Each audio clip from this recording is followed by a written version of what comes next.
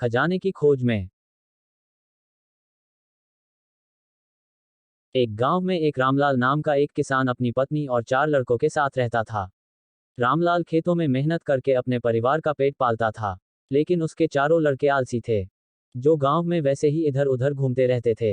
एक दिन रामलाल ने अपनी पत्नी से कहा कि अभी तो मैं खेतों में काम कर रहा हूं, लेकिन मेरे बाद इन लड़कों का क्या होगा? इन्होंने तो कभी मेहनत भी नहीं करी, ये तो कभी खेत में भी नहीं गए। रामलाल की पत्नी ने कहा कि धीरे धीरे ये भी काम करने लगेंगे। समय बीतता गया और रामलाल के लड़के कोई काम नहीं करते थे। एक बार रामलाल बहुत बीमार पड़ गया। वह काफी दिनों तक बीमार ही रहा। उसने अपनी पत्नी को कहा कि वह चारों लड़कों को बुलाकर लाए। उसकी पत्नी चारों लड़कों को बुलाकर लाई। रामलाल ने कहा, लगता है कि अब मैं ज्यादा दिनों तक जिंदा नहीं रहूंगा।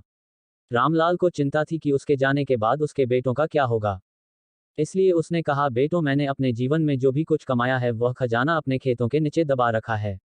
मेरे बाद तुम उसमें से खजाना निकालकर आपस में बांट लेना। यह बात सुनकर चारों लड़के खुश हो गए। कुछ समय बाद रामलाल की मृत्यु हो गई।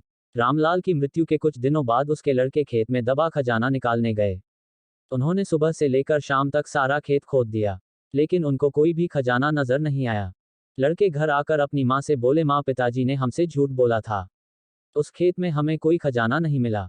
उसकी माँ ने बताया कि तुम्हारे पिताजी ने जीवन में यही घर और खेत ही कमाया है, लेकिन अब तुमने खेत खोद ही दिया है तो उसमें बीज बो दो।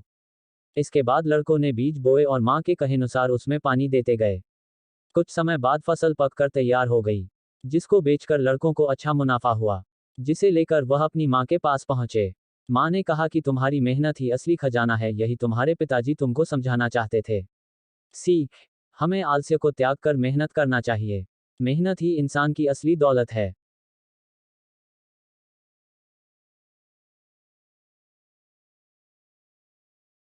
अशा अनेक स्टोरी ऐकण्यासाठी चॅनलला सबस्क्राईब व लाईक करा.